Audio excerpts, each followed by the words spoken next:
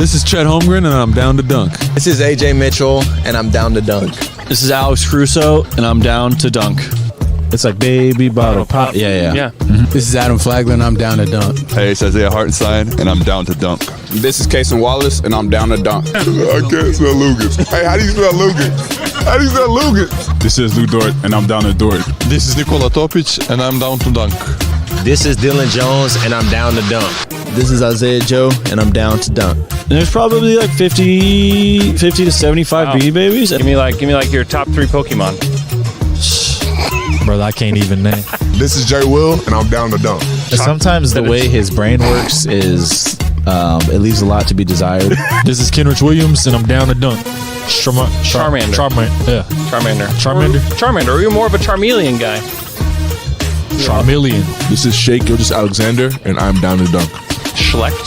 You know what it Schlecht? means? Yeah. That means like bad. It means bad. Yeah. Yeah. That's me. Well, it was a good interview, so it wasn't bad. J-Dub, year 3, and I'm down to dunk for the 3rd time. Thank you.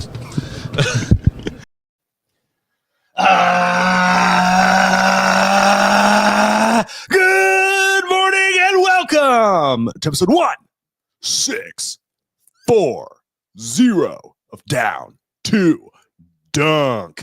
You can find us on The Athletic and anywhere else you subscribe to your podcast. Go to theathletic.com/down to dunk and get The Athletic for $1 a month for 6 months. I'm Luke. This morning, Andrew. I gotta say, I'm just fired up to be here today. It's pretty cool. Pretty damn cool. Woo! Slam through. Taylor. It's impossible. Chris Finch. Slam through. And Jay. It's Jay. Chris Finch. Improbable. Dude Buffet sent me that. There was a whole thing for it. That is. And it was awesome. I've been Wow. singing that song every day since he sent it to me. Wow. Sayonara, Chris Finch. We're going to the finals. Sayonara, finals bound. It is wild. I don't know, like where you guys have been over the past like day or so, just like processing the fact that the Thunder are in the NBA finals. But it is extremely cool to just think about everything that they've done to get to this point. And like the journey that we've been covering the team since basically after the last time they got to the finals. Yeah. And I mean, I'm sure that, you can't find the episodes now, but I'm sure listening to them, like we were like, yeah, they'll be back in the finals again. Like for sure. Like that's not going to be the only time they get to the NBA finals. And, here we are. And we were right. Several iterations later, and we were correct. That's They're back. right. That's hard. They were, pretty shortly after we started or right before we started, the James Harden trade happened. Yes. And when that happened, it kind of changed. It obviously changed everything for this team. Yeah, it did. We still anticipated at least that year that they were going to be, they were the best team in the NBA that year. And the Kevin Martin stuff that year, all of that. And then Russ's injury changed everything, obviously. And then the year after was the year after the plagues of Egypt.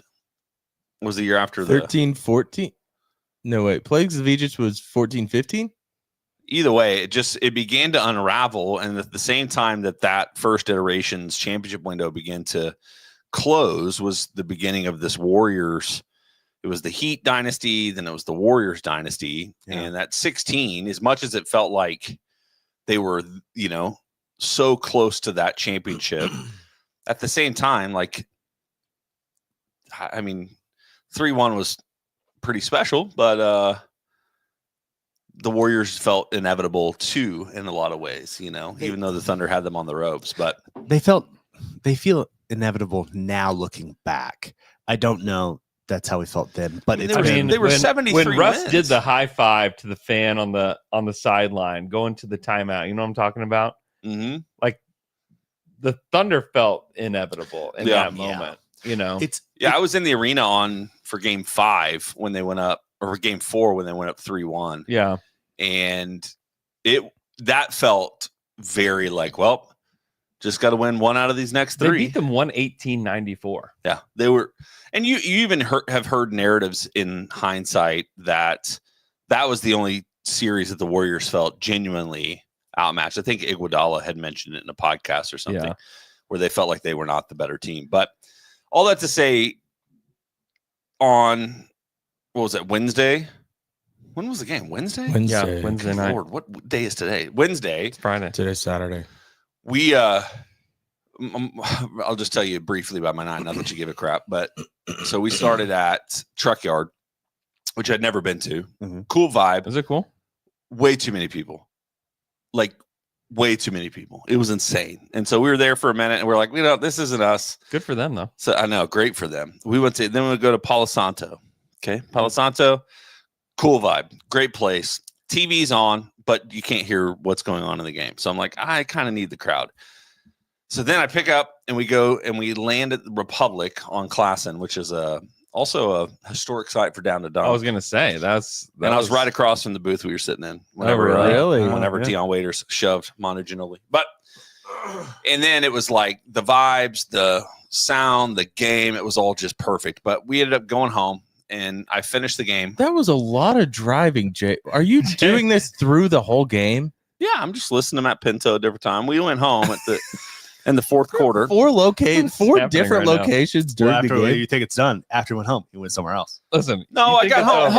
So I got home and ended up. It was perfect because I was able to sit on my couch and watch the end of the game through all of the ceremony afterwards. Yeah, and I'll be real with you, like it was emotional for me to watch this team win. Like I caught myself, like I was just in my feelings, man, and like even a few of those crocodile tears. Did you really? Yeah, dude. Like crocodile tears. So it was legitimately emotional for me to watch these guys get to this level, to navigate this. I mean, we've been following this team as close as humanly possible for a long time, and it has felt really hard to get to this point, and hard to even envision it. Especially, I know the rebuild was 2 years and really quick, but it was hard to envision that this is where we would be as quickly as we were. And it feels, I sent this in the text thread, it just feels incredibly special to watch this team come to fruition. Like, and to even see a smile on Sam's face, which I'm assuming for him felt, I don't know, incredible relief, but also the first time he's ever been caught smiling on national TV. And so it's like, you could just, I don't know, it felt like so many things coming together at the same time. And I try not to put the cart in front of the horse on this, but it also, there's this part of you that feels like the hardest part of this journey was getting through the West. Which I know is going to come back and bite me, but it does, like, to just get through the West. The Wolves, I mean, you remember the Lakers, people were talking about them, the Warriors, the Thunder weren't ready. They weren't going to make it. I can't tell you how many times I've looked and found people who have been retweeting all of these terrible takes about how not ready the Thunder are and how ill-prepared they are and how it's not going to work out and they're not going to make that. I mean, Gilbert Arenas is the one that came all over the place. Like, it was all over the I can't say anything without you guys making it into something. Okay, so that one, though. I mean, come on, Gilbert Jay. Arenas came all over the place. He was all over. It was all over social media talking about all of the questions that people were asking him about. I mean, it's true. Where he said what's the Thunder's chances of getting to the finals or getting out of the West? 0. He said 0, right? I haven't even seen that, actually. Yeah, so it's him and Jeremiah. What's his name? Jeremiah Johnson? Yeah, Jeremiah Johnson. And so anyway, it just is, it was really, really special to watch this team be able to celebrate that way. It was very cool. They looked like, I think that one of the coolest things about watching the celebration afterwards is that you could tell that everybody genuinely felt like so happy for one another. And it wasn't just like player and coach and GM. It was like family members of like these guys. Like, you saw like Chet, like, go give iHeartStat a big hug afterwards. You saw like the wives of like Presty and Mark Daignault, like, just so excited, like going around talking to everybody. It was like this whole, I mean, it's like a family, Royce is down there, talking to everybody. I mean, it's just really, it was very cool to see it. Even like Matt Tumbleson, who is their PR director, like, he's been with the Thunder for a long time. It was just cool to see him like get to like take in that moment. It was like they were just able to all kind of let down, and you got to see it, because a lot of times they don't do that like in public, which makes sense, but you got to see it, and just to be a fly on the wall to watch that happen, to watch Mark and Sam like embrace and like get to talk after, it was just very cool. And to think about like everything that's like the foundation that Sam had set, and like I put out yesterday on Twitter about the Oklahoman article that he wrote, but it was like very like prophetic what he wrote.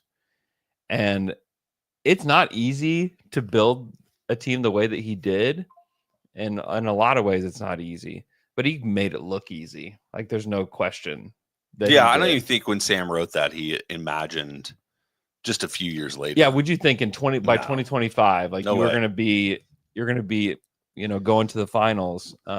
You say no way, but I don't know. I kind of feel like maybe he was like actually in about 3 years we'll be there. The quote that I found and put out there, I just thought was really interesting. It said the people of OKC should be able to one day watch the rise of another great team, as they have watched the rise of their rebuilt downtown, with the knowledge that they are witnessing something not only great but enduring. So let me finish the quote. And in the 24-25 season, they will defeat the Grizzlies, and then we will defeat Jokic and the Nuggets, and then we will win the Western Conference Finals against the Wolves. So yeah, he thought it was going to happen. Just like Sam. Pretty good. Good. Well, Anyway. he got lazy at the end. It's the thing that I keep coming back to is like, it's something to where it's like, yes, we've made it, but just like the last time, this is not guaranteed to like ever happen again with this squad. Yeah, I mean, I've heard that narrative a lot, and SVP after the final of the game, he did the one big thing on his show, and he just talked about the same thing. I remember mentioning in 2012, like, just because they've gotten here, it's not a guarantee that's to continue on. And I think the way that this team has been constructed, the dynamics around the team are so different that the only reason they're comparative is because they played on the same team. Yeah. But I don't see them comparative in any other way. Yeah. The dynamics on the court are completely different. And that's the thing that people have been referring to, is the fact that, like, you still had three guys, all three in the back of their minds thought they should be the alpha. And it feels as if right now there's a pretty clear idea of Shea is the guy, and we do what we can to play our part to be a part of what they're doing. Now, it's not saying there won't be some of that as they get better. We see this with teams that do get to this level. We see this with teams that win the championship. It takes a unique mentality for the players to not feel like they would have a higher ceiling as the league guy somewhere else. Yeah. The better comp to me that this feels like to this point is those Spurs runs. Just the camaraderie, the clear hierarchy of way the team plays, the togetherness. It does. It's like, and I remember this is the other thought I was having yesterday. I remember being completely let down when they hired Mark Daigneault. I remember it. Yeah. Going, wow. I mean, clearly just a rebuild guy. I wonder who's going to be the next guy whenever he's done. Yeah, who's going to coach the team and now when they go to the title? I'm sitting here thinking to myself, Mark will coach the Oklahoma City Thunder for as long as he wants to coach them. I mean, he could be there. He could be, I mean, that's why I'm like, he could be the Pop. He doesn't have the same personality that Pop does, but he was brilliant. Yeah, in this playoff run so far. He might have a little bit more of that than we think. Like he does. He doesn't let it out because of the way the Thunder run their organization as much. I don't know. I mean, I think people. I mean, I see it a lot more. He has like started to hide it a little bit more, I would say, on his own. But I mean, like when he called everybody idiots out there, that felt like a Pop moment because the thing that Pop, you're absolutely right. That Pop has that people really love about him is that he has this like harshness about him while also like having like this tenderness about him too. Yeah. And like Mark had that in that moment, whereas like that, I mean, that showed a lot of Mark's personality. And I wonder who he is as he continues to age and get more comfortable and get to these levels of accomplishment. And he's just but I remember vividly thinking, man, what a letdown hire. Yeah. And then all of a sudden you're like, oh, actually he's a top 3-4 coach in the NBA right now. Yeah. I mean, I think you could make the argument that he's the best coach in the NBA, honestly. The way this team plays, it's Yeah. I don't know. I just have been just blown away by, even as high as I thought of this team, highly as I thought of this team. Yeah. This all coming together the way it has just been almost unbelievable to me. It does all feel perfect because you're just not guaranteed getting to the finals with everyone's health intact, like with every player, without there being an issue that someone gets hurt along the way or there's some problem. And so it just feels right. And I mean, they just have, to win 4 more games to be like the team. No question that they are the team, like in the history of this franchise. Like, it is them, and they've done what no one else has been able to do. And it did feel so special, but they haven't I didn't feel like they lost sight about that. Like Shea afterwards, like, this is not the goal. We haven't done it yet. We still have things to do. See, that's what I was going to say. I'm glad they weren't talking the way we're talking right now after that game. No. And I do want to, okay, this has felt really surreal, and I have to remind myself of real things that happened this season to make it feel more real. Chet broke his hip this season. Yeah. Didn't play 50 regular season games. Has come back and been, I forget that Chet broke his hip this season. That's how well he's been playing. Mm-hmm. Mark Daigneault was not perfect this entire playoff series. That the Denver series seemed to be them breaking through the playoff wall, the players and the coaching. Yeah. Was them figuring out this is how you coach and this is how you play in the playoff and at a contending level.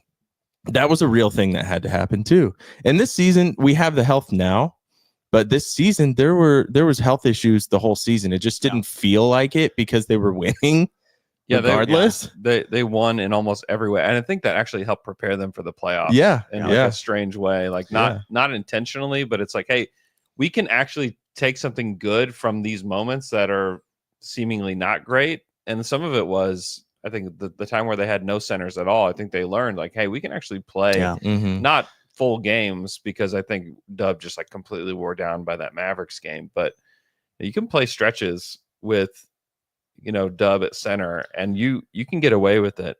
The thing I keep thinking about from that 2012 team, if you look at it, Russ never made it back to another finals. Yeah. Harden never made it back to another finals. Mm-hmm. And so we just can't KD rest. never made it back to another finals. That's different. You can't rest on your laurels and say we've made it, which they're not doing.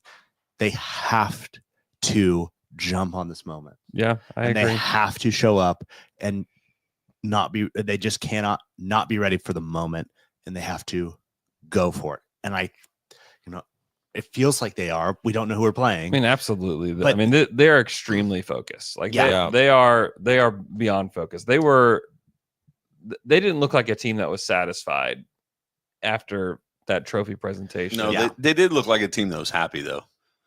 Yeah, I think it was they celebrated. Like, you could feel it. And Dub even said it on the SVP interview. He was just like, number one, it's like, I've never won anything, so this feels pretty cool. Yeah. And then the second thing is, like, we're going to take a couple days and enjoy this, and then we're going to get ready for the next round. Yeah. And it'll be watching that Knicks game. I'm wondering if they figured something out last night. They blew the Pacers out, which is not abnormal coming back. I get all of those things as far as, being back in Madison Square Garden and all of that. Does that series get extended where the Thunder now, because probably at this point they're back in game mode, practicing, getting ready, looking at the way that both of these teams play. How are they going to respond? I have no question this team will be on fire Thursday night. Yeah, they'll be ready. Yeah. I just sometimes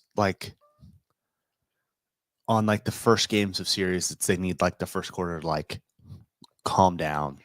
So I hope they don't even have to do that. It's just hit the ground running, ready to go. and it's like excitement, but like still nervous. Like the bigger fight is still to come, and it just hasn't felt. I mean, it's crazy because it feels so much like 12, 13 years ago. I mean, maybe I'm wrong, but I feel like they have already played the toughest teams in the NBA. Like I don't think the Knicks or the Pacers are anywhere close to as good as the Wolves or anywhere as close to good as the Nuggets. Like I just don't think that that's the case. Nope. And maybe that's going to come back to bite me. But like when the Pacers were here, after the Thunder kicked their butts. They beat both of these teams. The only times they played them by double digits, all 4 times. Well, I was going to say Rick Carlisle after the game was like, "Well, they're the best team in the world." He said, "This is the best team. Like this is by far the best team." So it's gamesmanship. I'm just watching. That's not gamesmanship. They got their butts kicked. I'm watching how the Knicks are playing defensively against the Pacers, and it's like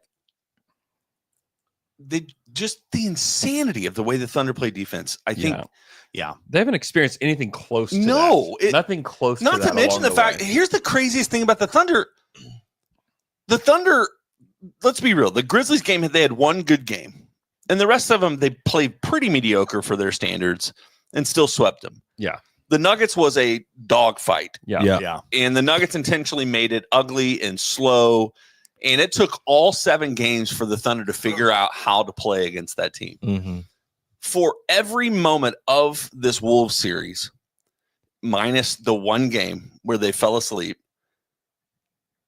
this team was almost at perfection for this series. Yeah. Because even game 4, that was one of the best playoff games I remember. It was awesome. And this is Russillo said it afterwards, and he put it on Twitter. He said, only the Oklahoma City Thunder could have won that game because at the same time, the Wolves were almost flawless as well. Mm-hmm. And the Thunder, that game, we will look back at it and be like, what a special game. Except their best player. Except for the best player. Yeah, I wasn't that down on Ant. Ant didn't shoot very well. And I would be so annoyed if I was a Wolves fan and Ant is my superstar right now. That's my least favorite thing that people have done after this series and after that game specifically. They've been like, you know what? They scored enough points. They did this. Dude, if that was Shea in that game and they lost the game and like Caruso goes off, Case and Wallace goes off, and Shea is the one that doesn't show up at the end of the game, we would be losing it. Yeah. I hate that. It's like, I really like his process. Like, give me a break. Like, you're a superstar. That's your moment. Yeah. And look at what the Thunder did in that moment. It was Shea, it was Dub, it was Chet. Yep. Ant didn't show up in this series. And that's on him. And if he were as good as he needed to be, or as good as the narrative around him is, they would have moved on. But he wasn't. I don't know.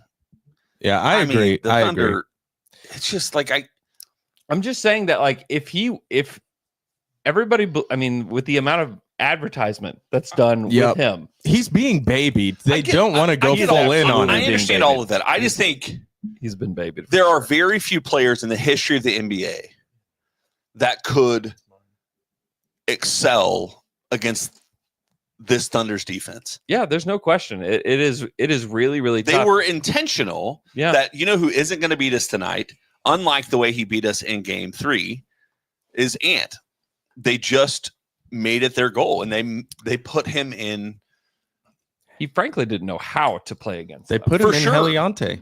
He would drive, he'd get into a crowd, he'd spray the ball out. His teammates were missing, which was part of the problem. But he couldn't sustain that level. No. You could see how tired he was after the first quarter. It was just like, man, there was just no way. And the other thing I was going to say about the Wolves is I actually like Julius Randle in a lot of ways, but if he's somebody you're depending on, that was the Julius Randle that we knew. Yes. We have watched this guy do this. And the previous 2 rounds, he played against a very old Draymond Green. And he played against a Lakers team that didn't have any big to defend him. And so that team was never going to beat the Dude, Thunder. there They was just this. There was this moment that would make me want to trade Julius Randle immediately. It was in a game. It was in Game 5 on Wednesday, and Julius Randle was back, and we were going on a fast break, and there were two people, and he didn't know which one. I can't remember who the two were, but they were passing to each other, and instead of Julius Randle making any decision to just shut one of them down, he made no decision and just kept backing himself up under the rim and didn't jump, and it was an easy layup. And that was a moment I was like, that guy can't be on a contending team. Yeah. He made no decision. it is a psychological battle to play against this Thunder defense because you're playing against players that are smaller than you almost all the time. And whenever you're Julius Randle and you see Case and Wallace or you see Alex Caruso, you think it's time to go cook. And then you can't do it. Yeah. It is the most demoralizing thing. It's weird to see like the face of these guys look so demoralized. And it's because they believe they should be able to take these guys into the post and score. And when they don't continuously, you can just see like his spirit leaving his body on the court. I just can't imagine playing this Thunder team. Did you see? Did you see the quote from Dort? And I don't even know if it's real because it sounds fake about why he doesn't talk crap when he's defending people. Said, "There's no reason for me to say anything because I already know you're in hell right now." If that's from like an ESPN article. I mean, if it's in an ESPN article, it must be Which true. I mean, even if he didn't say it, it's still that's true. from the Ramona piece. Yeah. Yeah. Which is true. I mean, it's exactly what Andrew was saying. Like when you see these guys like spirit leave their body, like they are going through it, and it would suck. I mean, I know it was some Thunder player said like we have to play against our own defense in every practice. So like they're practicing against their own defense, which is the best in the league, and which I mean is going to be. I mean, they're ready. It feels like they're ready for anything, and that iron sharpens iron, man. That's right. Iron sharpens iron. Just not to get us too cocky, but guess Tyrese Halliburton's line against the Thunder in 2 games. Okay, I will say this. Tyrese Halliburton has been the best version of himself this entire playoffs run, and was having a really tough regular season, especially the front half of the season. I'm asking you, all right, to guess his line over 2 games against the Thunder. That's all I'm. Are they collective? Or is this per game? This is averaged. Okay, I'm going to say average. 14 points. Okay. 4 assists, 2 rebounds. Okay. I'm going to go shooting like 37%. I'm going to go 11, 4, and 6. Okay. I'll go 13, 6, and 3. Taylor was right with the points. He scored 11 points per game against the Thunder, 3 rebounds, 5 assists. It's the least amount of points he averaged against any team in the league by a pretty substantial margin. Not to say that he won't be able to do anything if the Thunder do indeed play the Pacers, which I think is still going to happen. I think the Pacers will win in 6. But I just think that he hasn't had to deal with anybody. I mean, he's been able to pick on Jalen Brunson throughout this entire series. Yeah, they're hunting him. And like, there's just nothing that they can do. There's no one to hunt on this Thunder team. Like that's the thing that Ant discovered and why his life was so terrible is because there's no one to hunt. Give me a screen so I can. Oh, nope. This guy. Seriously. Another screen? Nope. I mean, is there another guy out there that I can? In the Game 5, they had Caruso, Case and Wallace, and Dort on the court at one time. And he seriously was getting switch. And it was just like, it's from Dort to Kaysen to Caruso. It's like, what are you supposed to do? And when they play those guys together, it is the numbers just go through the roof. And you're hearing it. Like Taylor mentioned it in his bold prediction, and it's still so funny to look back at that because you're hearing guys like Michael Wilbon on ESPN, who's been watching NBA for 4 or 5 decades. Yeah. And he's telling you that this is the best defense he's seen since maybe the Pistons of the 80s. Yeah. And it's a totally different game, but just the amount of hell they put you in. There's a lot of hands out there. It's insane. Yeah, it's wild. There's That's- a lot of hands. And the thing that this team can do, and this is why it's like to have a defense of this level, if you have an off night offensively and they're engaged defensively, it equalizes everything. Yeah, that's what happened in game 4. So I just am so impressed with this team and the methodical way that they do things, the professionalism that they display across the board. Like, you would never, if you weren't told and you just dropped out of nowhere to watch this team play, you would never assume or ever believe that they're the youngest team in the NBA. Yeah, because they play with such a high level of professionalism, of maturity. They don't they don't fight. They don't talk trash outwardly. You know that Dub is always talking, but he's not the one that's yelling at people or trying to get in their head or all of that, like, overtly. They just play the game. And this is what's so challenging about some of the narratives that swirled around this team during this last series. This is everything you want to watch in basketball. Yeah. They play a beautiful brand of basketball offensively. Defensively, they are the best defensive team in 30 years. I just don't understand. Like, the NBA should be putting their full force of propaganda to pump up this Thunder team. Well, and we're forcing them to. I mean, the only way to make them do that, they're going to have a meeting. You know, the finals, they're having meetings, NBA with ESPN, with ABC, and then no longer with TNT. They're like, okay, well, these are the next guys. So we have to start. We got to start doing it. Hey, First Take. No more. My brother said on First Take 2 weeks ago, there was a who's the best of all time, LeBron or Jordan. 2 weeks ago. I mean, we're doing it again. You can't, honestly, at this point, you can't fix ESPN, but like, they do need to do a better job of promoting this team, for sure. And I think one thing that makes it hard to promote them, and one thing that makes this team work, is like the way that it was constructed. You know, you think about, like, they did all of this with one top 5 pick. Yeah, with one top 5 pick, and I think that was part of the problem with that Russ, KD, Harden team. Is like, those guys were drafted, all of them, in the top 5. And when you're drafted in the top 5 of the NBA draft, you have certain beliefs about yourself, and you have certain people in your ear saying things to you about who you could or should be, or what you should or shouldn't be doing. You have Shea, who's the 11th pick. You have Dub, who's the 12th pick. Chet was the lone top 5 pick at number 2. Dort, undrafted. Hartenstein, second round pick. Caruso, undrafted. Cason Wallace is the second highest drafted person on this team at 10. Wiggins, second round pick. Isaiah Joe, second round pick. Kenrich, undrafted. Jay Will, second round pick. And that's like the end of like the rotation. But like, that's how the reason that I think that some of this works is, one, who these guys are as like individuals, who they are as people. But you think about the hard work that went into every single one of these guys' careers to make it to where they are. I mean, Shea should have never been the MVP. J-Dub should have never been an all-star. Lou Dort should not be a starter. Hartenstein shouldn't be a starter. Caruso shouldn't have this role. Yeah. You know, Aaron Wiggins wasn't supposed to be here. Neither was Isaiah Joe. They all have something to prove.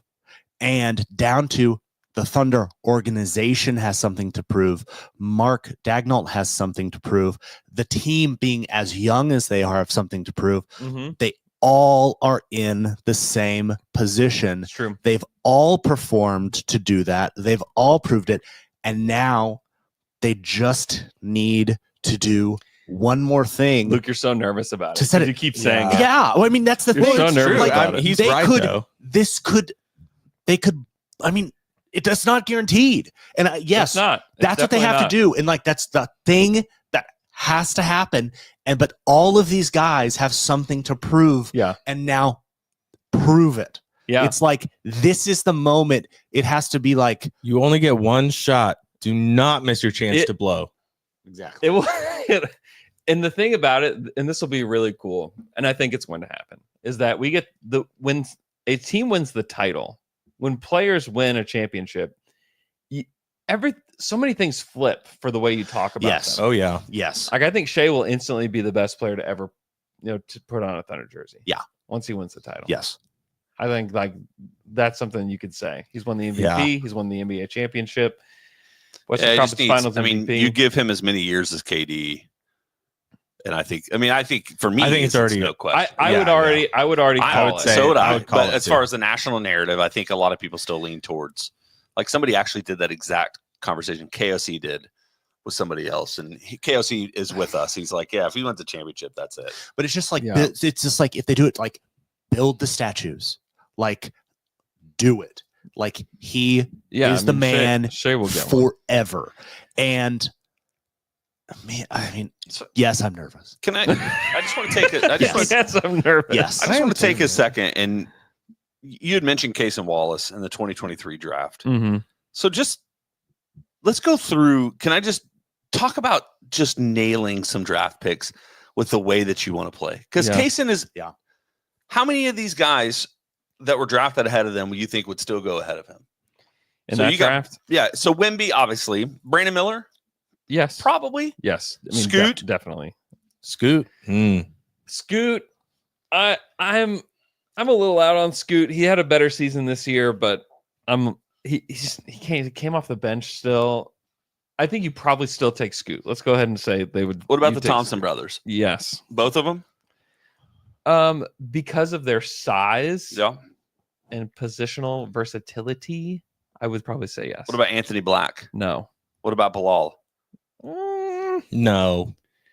Depends on who you are. It's just hard. It's really unfair to these guys because who knows who they would be if they were on the Thunder. And if you're a rebuilding team, I think you'd rather have Bilal. If you're a team that's trying to win right now, you'd rather have Case. What about Jarris Walker? Heck no. What about Taylor Hendricks? Heck no. And don't you remember, like, if you were a Thunder, if you're a sicko, listening to the narratives around that, as people like Lively would have made probably more sense to who they were at that point. Yeah, for sure. But they went with Kaysen, and you would talk about somebody that at least the Hoop Collective guys love. They traded up for Kaysen, right? Yeah, they did. Yeah. I mean, they just had to. They wanted their guy. 2 picks. I mean, the thing is, like, Presti had a vision clearly and was like, I'm going to, because it's funny because you look back at the way that people thought then. It was like, okay, well, they drafted Case Wallace, Dort's gone, Yeah. Yeah. And and like, they probably run the tape on us talking about that. They traded for Alex Caruso, probably the end of Dort. Don't you think?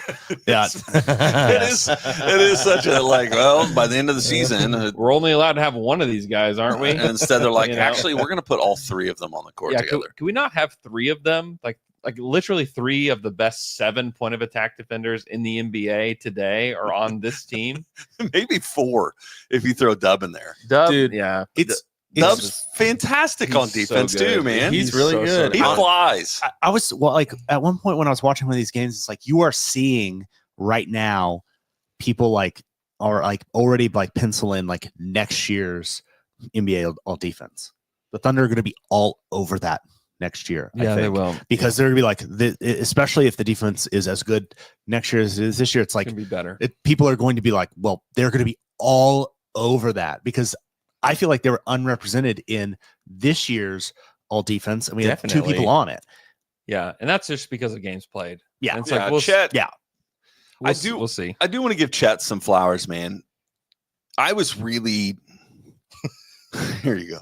Let me Thank back you. up. Actually, now that I've rethought about it, I'm like, I don't know why I said the thing about Gilbert Arenas the way that I did. I'm Yeah. like, it must have been the influence of Luke's pregame Yeah, the pregame videos. Yeah, you 'Cause were it's like, What were you trying to say? This post I saw all over the place. This post about him saying that they have 0 chance of coming in the But conference. you said I don't know why the words came out that way, and I was just Gilbert like, what was, Arenas. how was I trying to get there? But anyway, so listen, it's okay. no, you don't want me and Luke back on this. So Chet, I'll tell you that. I'm just over here chuckling to myself. I'm like, what in the world? So Chet really struggled after returning from the hip injury to figure out, how do I play with this team that's kind of really established themselves while I was gone? Chet was his actualized best version of himself in this Wolves series. He was awesome. I would say so far. Yes, the best version of who he could be today. You just watched him do everything with unbelievable confidence.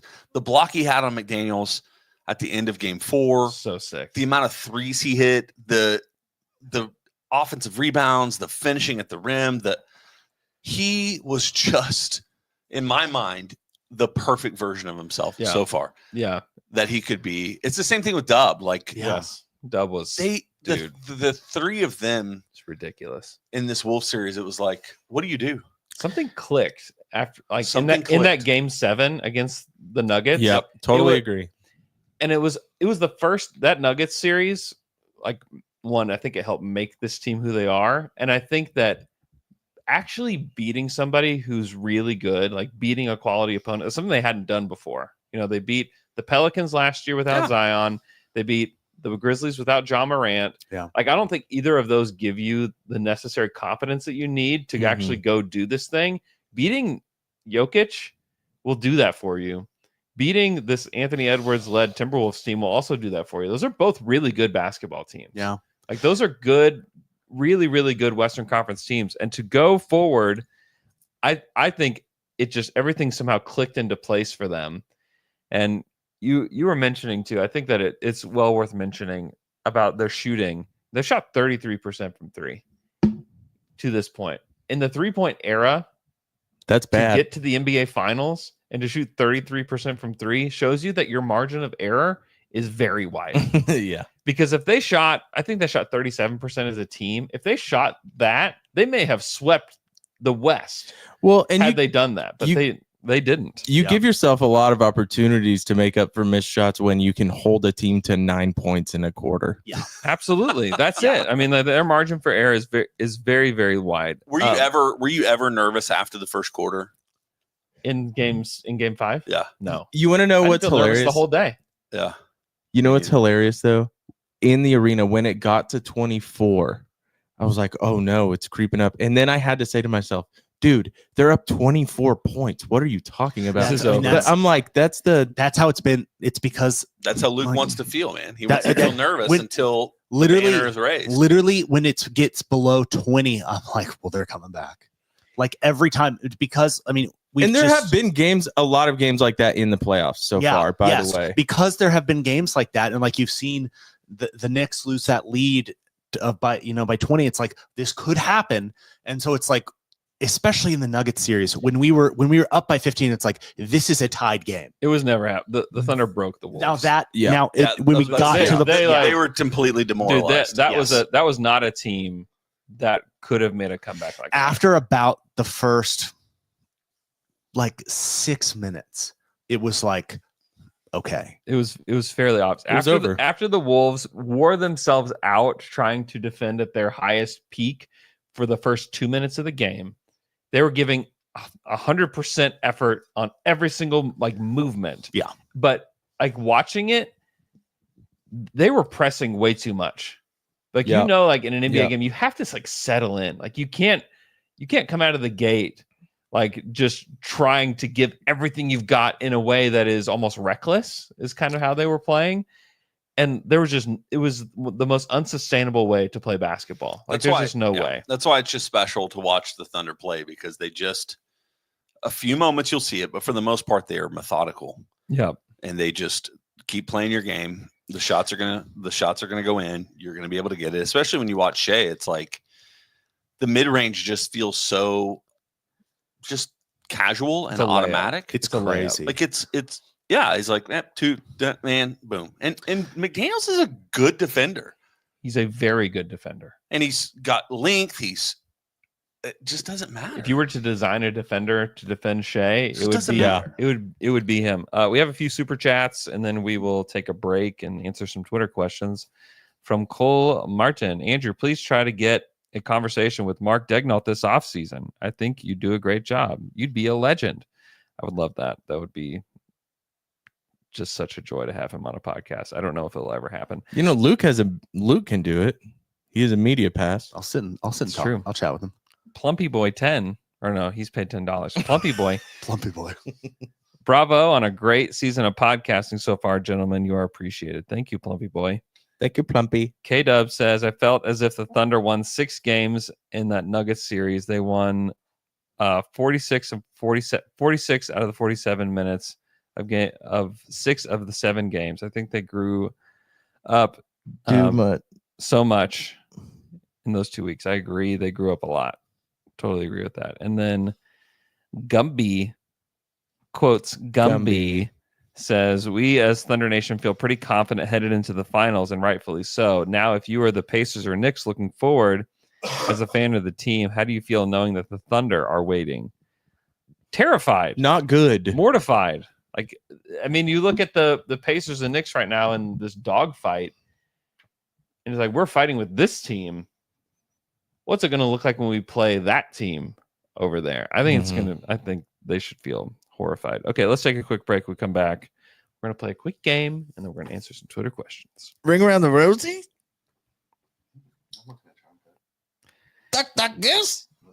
And we're back after that quick break. Before we play a game, storm season, weather, Storm season. things out of your control. Hail. Heliante?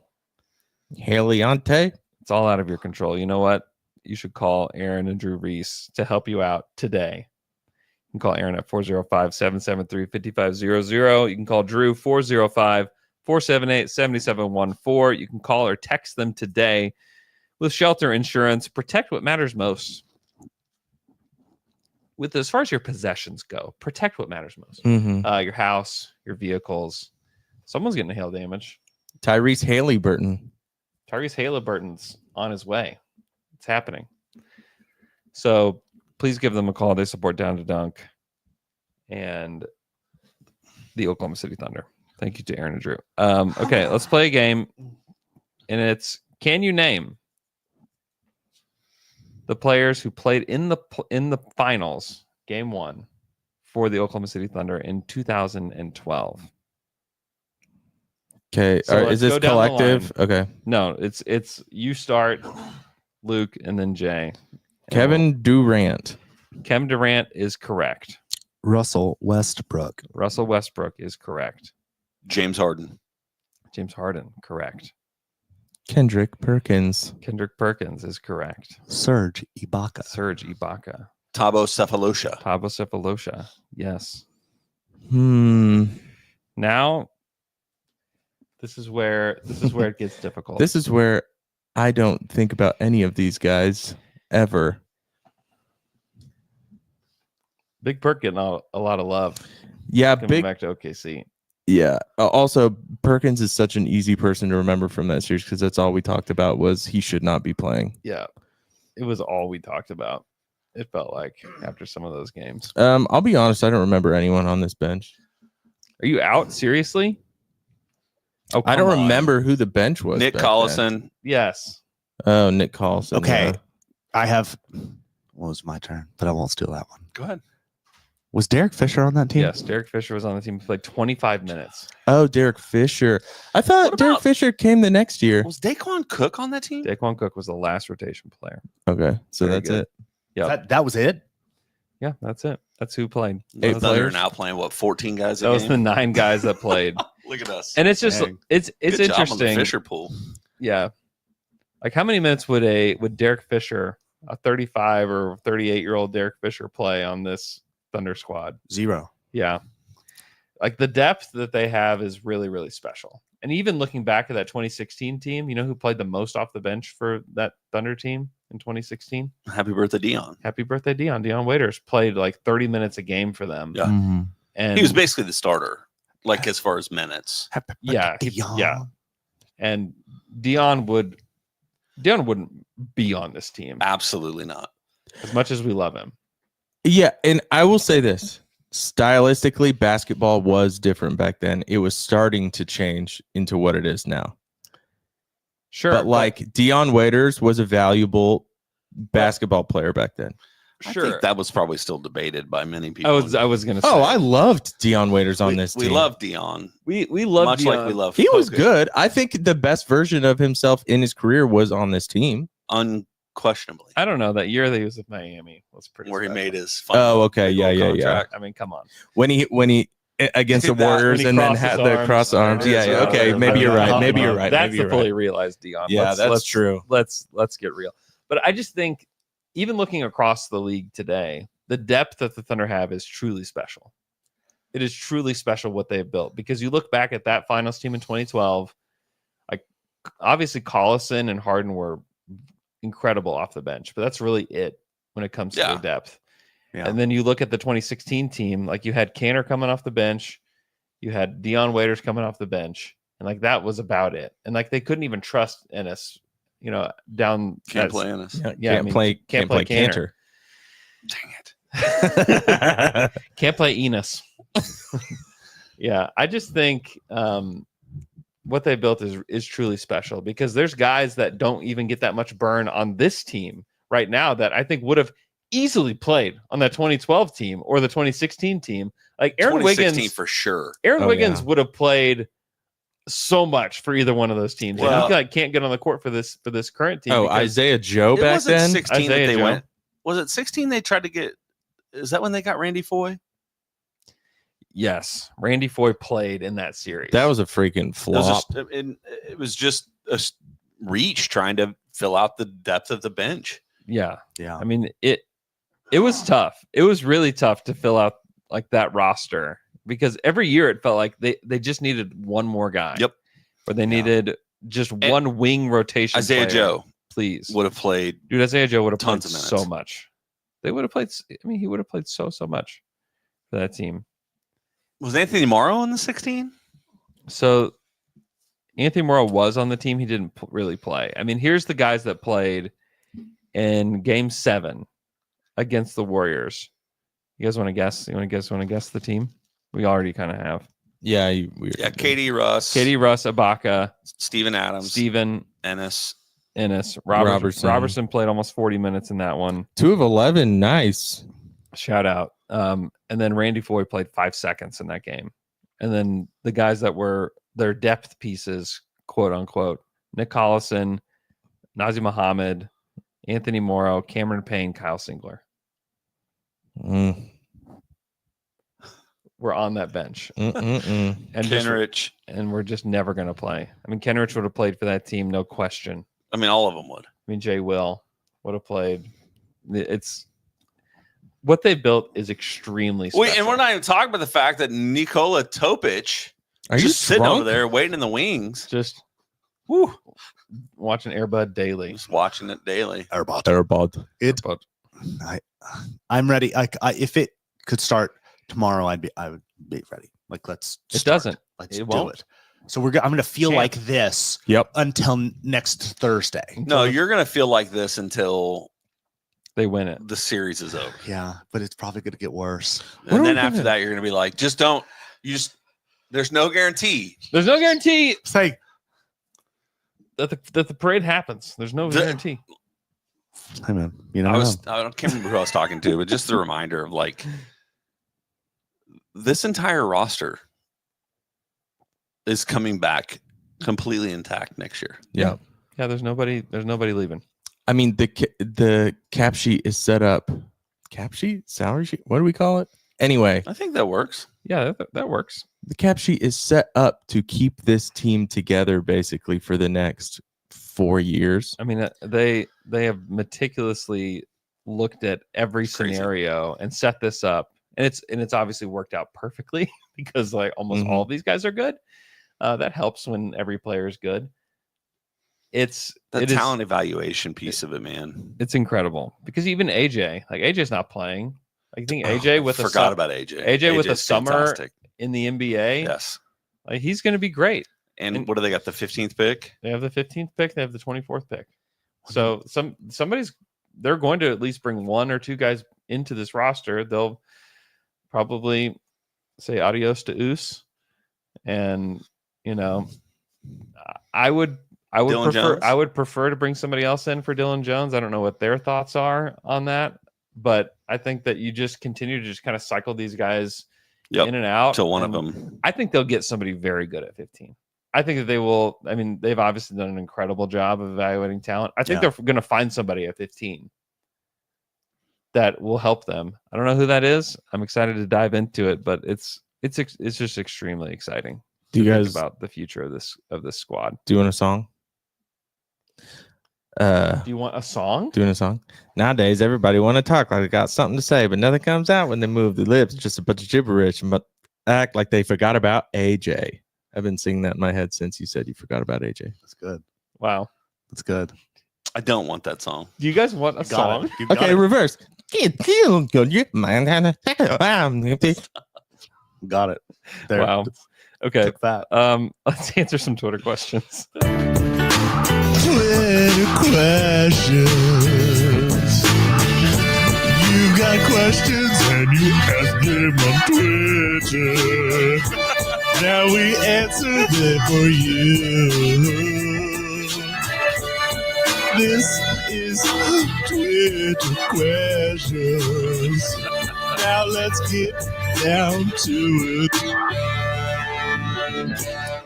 Jimmy. Twitter questions. Our first Twitter question comes from @Bergatron88, who said, "So I went to Game 3 of the Western Conference Finals. Do I have to tell people I was at that game, or can I just tell people I went to a Western Conference Finals game and not specify which one?" I think you can say you went there and just play it off like, I didn't even feel real. I didn't even care. Yeah, they got blown out, but I knew it wasn't a thing. You can talk your way around this. I could see it in their eyes that they were ready to storm back in Game 4. Yeah. Sneak up and do damage. You know what's funny is, we were talking about their attitude post game in what series was that? A Denver game. And we're like, I don't know. They seemed a little too relaxed after that loss. Man. After Game 1. Mm-hmm. It was Game 1. Yep. Or the smile. Yeah. Shea left smile. What game after 3. game was that? It was Game 3, right? Yeah, after Game 3, he was smiling, walking out. You're like, I mean, with those moments, I tend to just like hold them for a second and just be like, I'm not going to do anything with it. I'm just going to set this to the side and like take note of like how they were talking and what they looked like. But obviously we don't do a whole lot with it now, except for just think about like, man, this is a very confident bunch. Well, and it's almost like in after game 3, it was the same thing, right? Yeah. They didn't seem too worried about it, and they were pretty casual and chill and whatever about it. Well, and now I see those moments differently. Now I see it as, oh, they're smiling because they know that's not going to happen again. Well, in the video from Game 3 where Shea, is it Wiggs he's talking to, or I don't remember who he's talking to next to him, where he's kind of just explaining, like, if we do these 3 things differently in Game 4, this game doesn't really matter as much. Yeah. Yeah. I wonder if like part of it was just like where they set their screens, because that was like the thing that Chris Finch couldn't solve. Is like when they started to set their screens like right at the 3-point line or inside of it, like they didn't have anywhere to go. It's like, oh no, like he's already in the mid range. It's like we have to fight. Like we don't have room to defend in the way that we want to. And it flipped everything for them. Talk about them looking demoralized in that game, including Chris Finch, who was on the Jumbotron for so much of the game. So good. It was the best. Chris Finch's grumpy, cranky face of, I don't know what to do, I'm just mad, was on the Jumbotron so much. Yeah, it was hilarious. So funny. It was very, very, very good. Also, I don't even feel bad talking crap on Chris Finch. That dude was calling this team out and being very unprofessional, even in the regular season. Yeah. So screw Chris Finch. You could you deserve go this. back. I've disliked that guy from the first time we played the Wolves. Yeah. He's the worst. Also, let's not forget that he's the one that when the Thunder were tanking, openly criticized the way the organization was navigating this. I know. I don't know what his deal is, but I'm glad he's a hater. We knocked him on his. Yeah, and the Wolves, like, maybe I'm stupid for saying this, but I don't have any. But I don't have any long-term fear for what the Wolves are going to do. Tim Connolly's a great GM, but they just have some. They've just got some roster construction stuff they've got to figure out. They're in a rough spot. Hey guys, let's move on to our next Twitter question. It comes from @NickelForward, who says, "Is Caruso the second best trade in Thunder history?" I mean, obviously the best trade in Thunder history is the Paul George trade. Yeah, but the whole thing leading up to that has to also be in there, where it's like Serge Ibaka, Yeah. for Oladipo and Sabonis. Yeah, that's the second best trade. That led to Paul George. Yeah. Like The Victor history, Oladipo and Sabonis for Paul George, and then Paul George for Shea. And Yeah. all the moves that led up to that is That is funny. You do have to make that. The Paul George trade for Shea is the collection of the 5 trades. Well, it all goes back to the Rashard Lewis sign and trade to the Magic. It's insane. Because they were able to get Kurt Thomas. a trade exception. Yep. And then, you know who's the GM who gave them the 2 first-round picks that led to all of this? Steve Kerr gave 2 first-round From the picks. Suns. Yep. And That's crazy. Yeah. And that pick led to Ibaka, which led to Oladipo Sabonis, which led to Paul George, which led to Shea And Dub. which is wild. And Danilo. Yeah, and Gallo, for sure. But- Second best Gallo in Thunder history. That's good. That's true. but the Caruso trade. Nick Gallo's actual name is Nick Gallinari. It is. I didn't know that. It changed it for Nicola Gallinari. Oh. Duh. Duh. But yes, the Caruso trade will be in the running. He is our Andre Iguodala. You know, like he's the guy that like really glues a lot of things together for this team. And emotionally, he may be like the emotional leader of this team. I feel like he's J-Dub's mentor. Is that what it is? I feel like he feels. I feel like he's everybody's mentor. Honestly, He's like so steadying too. Yeah. Just because he's like the elder statesman of this team. And he's been there. Yeah, he's not. I mean, he's not only like an amazing player, but he's another coach for them in a lot of ways. I mean, yes, I do think it may not be like the best trade, but I think it's like one of the most important trades in the history of the Thunder. I think you could say it's the second most important trade to happen in the history of the Thunder, because I don't think they're here without him. He's been outrageous. the Perk trade felt pretty big. Oh, I remember how it felt. I was in the building for Perk's like first start. Yeah. And it felt like, well, we're a real NBA team now. Yep. That's how it felt. Yeah. Because in the West, you couldn't compete with No. Crispy at the center. You know? Yeah. You just couldn't do it. You've got Andrew Bynum and Pau Gasol in LA just bowling. You had bullying Memphis. everybody. You even had Yeah. like Nene in Denver. Uh-huh. And like the everybody. Yeah, I forgot about him. He Everybody killed had us. Nene killed the Dude, I mean, Thunder. Nene Tim was so Duncan. good. Yeah. I mean, there were so many guys you had to battle, and the Thunder didn't have anybody to do that with. Pekovic used to kill us. I think one of the fun things to Yeah. do, kind of in reflection of the season, when all of this is said and done and over, is to look back or look forward and say how every single time that there's a team of this caliber that looks like it's the team, other teams start kind of retooling Yeah. and reforming themselves to better compete against these teams that are the assumed kind of dynastic future teams. And I just am intrigued to see if you start seeing some guys kind of adding like, all right, so in the draft, we're going to hunt these kind of players. We're going to get the point of attack defenders. We're going And we're going to get guys that have a high level of basketball IQ who can make the right play. And, Yeah. you know, But this style of basketball is the response to the Golden State Warriors. It's the Warriors This one, did yeah. this. Yeah. So that's just the evolution of basketball. Like it just like continues. Like the Thunder are like the next team that people are going to copy, and then there will be a better. But what are you team. going to copy? I guess mid-range jumpers are going to come back in full force. No, I mean, like I said, like I think a lot of teams feel like they just need the one point of attack defender, like the one elite point of attack defender, and I think that you don't need to limit yourself, even because. And I think a lot of times we say that like, oh, they can't have these kind of guys because of the size. I also think height is something that is overrated in the NBA, and the Thunder have. Obviously, we had to go get Hartenstein, but we're talking about like perimeter defense. It's more about wingspan and the guys you can defend well than it is about the size of the player. You think about Cason Wallace and Caruso specifically coming off the bench. I mean, how many guys have they defended? Even Dub. Like Dub was a guard when they drafted him. Yeah. He played guard his whole life. And you mentioned that, I think, in the post game. Yeah, I was asking him about it because I just was watching him defend all these guys thinking, I remember I sat down with him at Summer League after, during his rookie season or the beginning of his rookie season and asked him, like, have you ever played the 4? Because that's where he started. It's like, nope.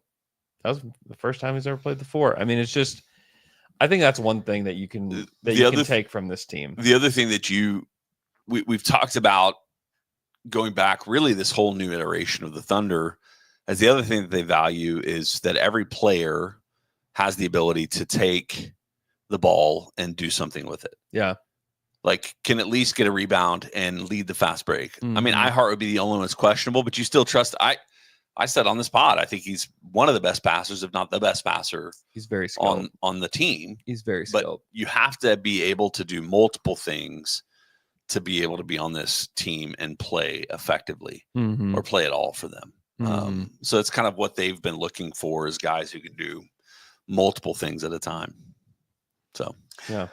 Let's go to our next Twitter question. It comes from @_Tyler OKC, who wants to know, is our shooting ever going to return to our season average? And do we even need it to?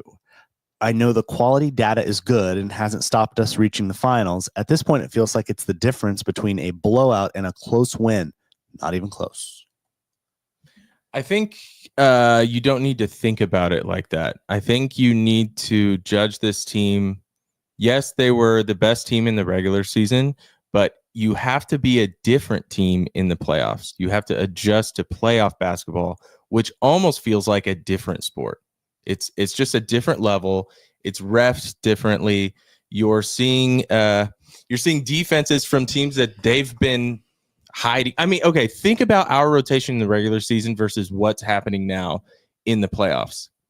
Yeah. These other teams didn't see this. You're getting the most minutes out of Alex Caruso that we've had all year. You didn't see that in the regular season. They were saving it.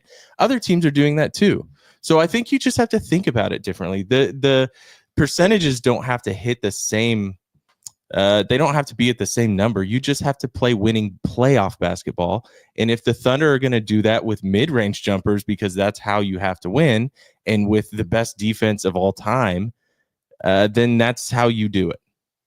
I just think you don't have to think about it that way. That is how you do it. This is how you do it.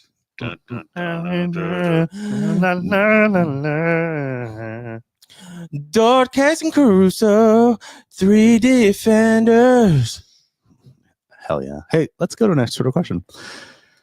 It comes from I am KevKevBot, who wants to know, or who says, I'd love to hear a breakdown of how this team was built. We all should know, but it is just so impressive the way Sam did it. Signings, draftings, trades, he did it all. Maybe we'll do a podcast. An entire podcast about there that. Needs to be like a solid 45 minutes of the whole timeline. Yeah, I was going to say, that has to be a deep dive. We're in hour 7, so I don't think we'll do that today, but it's a good idea. Well, one of the things that would also be 7 hours in the off season would be to do let's re-walk through from the PG Russ trade. Yeah. Like that summer closing down to this, like what are the different moves, and there's so many things. Yeah. The summers of Sam. Yeah. Go back to the summers of Sam. I honestly think you need to start at when Presti was a rookie GM in Seattle. Yeah. And walk our way here. Yeah. The first thing that he was handed to do was the 2007 draft. Yeah. Hey guys, even the purchase. And then I think you go back to where's Clay Bennett from? But I'm saying there's part of me, and this is weird, but no, I'm with you. There's part of me that was thinking about Aubrey McClendon. Yeah. As much as some of his kind of legacy has been, I don't know, maligned, I guess maybe is the word. It's still, this team doesn't exist and is not here if he's not a part of this renaissance in Oklahoma City. Mm-hmm. Hey guys. Are you miffed and are you piffed? Miffed and peeved. Not miffed, not peeved. Did want to give a shout out to the good people at Flower Child who have always been very kind to me and my wife whenever we come in. But they were very kind to us the other day. We went there after a doctor's appointment for my wife. And Yeah, brought us like a new dish that he was like wanted us to try it, and they were told us that they were praying for Amy and everything. It was very, very nice. So go check out Flower Child if you're in OKC, or I think they have locations in a lot of different places. But the food there, like I've had a lot of different things there. It's all good. They got good salmon. It's a great spot. They have great salmon. My 4-year-old loves that salmon. She will eat. Really? Oh my god. They have great food. I haven't had anything that's bad there. It is good. I got to give a shout out to the good people at Starbucks in Shawnee. Yeah. I was coming home from the lake and I stopped in Shawnee at Starbucks to use the bathroom and get a Starbucks drink. The bathroom. To blow up the bathroom. So I go into Starbucks. I stopped to destroy their public bathroom. So I did that, and then I went and got ordered my drink. And I'm sitting there, and then I pick up my drink, and they're supposed to like draw a little something, like right now I have a little happy face on it, or like they say like have a good day or something, and it just said written on it, "Down to dunk?" ? And I look up at the guy and he goes, "Are you?" And like, wasn't sure, bold thing to put on there, not knowing, because if it wasn't, That's I'd be really like, funny if it's "What is Luke?" like If it's what? not. What is this?" Yeah. But I was like, "Yeah, that's me." Gave him a sticker, chatted with him for about 3 or 4 minutes about the team, and went on my way. Now, did you tell them, like when they asked for your name, did you say the L Man? I said Luke. I just said Luke. I didn't say anything else. The L Man's a giveaway. What's your name? The L Man. I'm Dale Man. Dale Man. Dale Man. No, I just said Luke, and I was just driving home. That's like hour That's pretty 2 cool. of the drive, and so I was just like out of it, and I saw it. I was like, "Oh my gosh, it was awesome." That rocks. Nick rocks. You probably frequented that bathroom, huh?